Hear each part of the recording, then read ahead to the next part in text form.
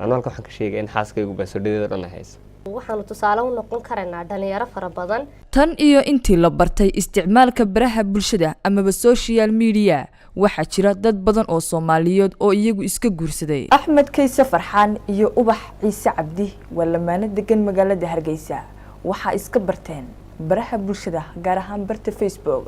Ubax iyo Axmed waxa ay ka waramayaan sidii ay iskaga barteen baraha bulshada iyo sida la isaga aamini karo nolol looga sameyn karo si la mid ah sida dadka kale dunida u isticmaalaan aaladaha dadku ka wada xiriiraan ay gaar ahaan sida ay dadka Soomaalidu u isticmaalaan ayaan aniguna ka mid ahay dadka oo isticmaala noocyada kala duwan ee aaladaha dadku ay ka wada xiriiraan sideen ognahay wax wanaagsan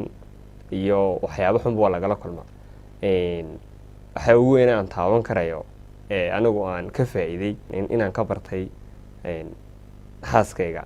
Ubax Ciise aalada social media gaar ahaan Facebook isticmaalka Facebook ayaa sabab u ahaa dhisitaanka ama igaliilda qoyskayga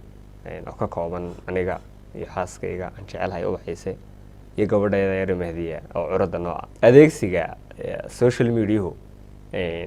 dhalinyaradu waxay ka aaminsan yihiin inuu yahay waxaan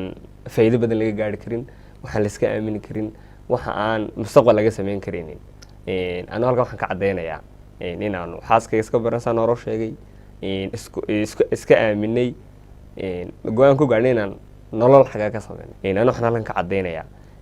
inuu yahay wax dhinaca wanaagsan hadii loo adeegsado mustaqbal laga sameyn karo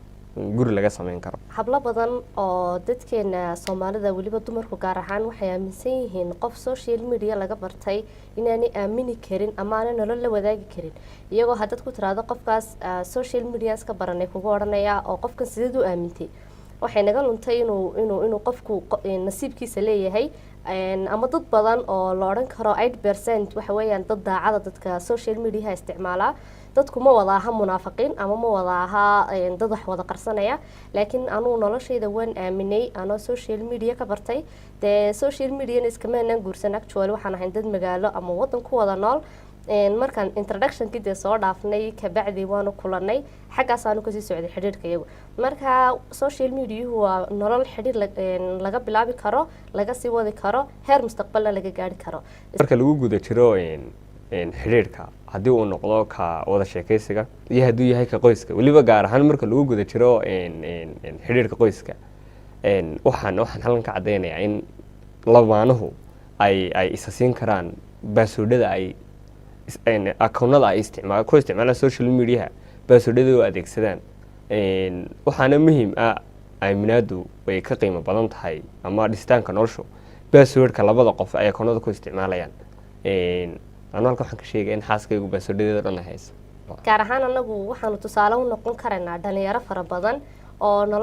noloshayada aanu ka bilownay social media waxaanu dhiiri gelinaynaa dad badan oo maanta isla ka joog guurkan ama xiriirkan qofkan social media iska barateene waxaan leenahay noloshaada waad dhisi kartaa qofad social media ka baratay waad guursan kartaa xiriirna waad la sameyn kartaa laakiin waxa jira qoysas badan oo burburkooda uu ka bilaabmay baaswordada akoonada ay iyagu isticmaalayaan iyagu is siin waayay baaswordadaasi inuu keenay ama uu sababay in qoysaskooda ay burburaan waxaan leeyahay nolosha wadajirka dhisitaanka nolosha wadajirku way ka qiimo badan tahay baasword la siiyo baasword la isu diido waxyaabo ka qiimo badan dad badan markay sheekaysanayaan ama ay reeraha leeyihiin qoysaska yihiin waliba dadkeena hore ma aha dhalinyaradeena imika waxay aad iskugu adkeeyaan ama inantu inanka xujo uga dhigtaa baaswordkaagaasi haddaad siin weydana dee badahaaga wada taay kuma aaminayo marka password Facebook ama password social media kale ma aha wax qofka noloshiisa lagu aamino qofka kalsoonidiisa adaa sameyn kara qofkuna privacygiisa u gaarka ah uu leeyahay ama asxaabtiisa kula kaftamo ama qofku sidoo uu rabo isagoo ha u isticmaalo aaladiisa adna taada isticmaalaysa isna tiisu isticmaalaya marka noloshu password kuma xidhna noloshu password ka bilaaran tahay idinkoon password sa simba tisaaminaysan oo noloshiina wadanaysaan oo isticmaalan karaan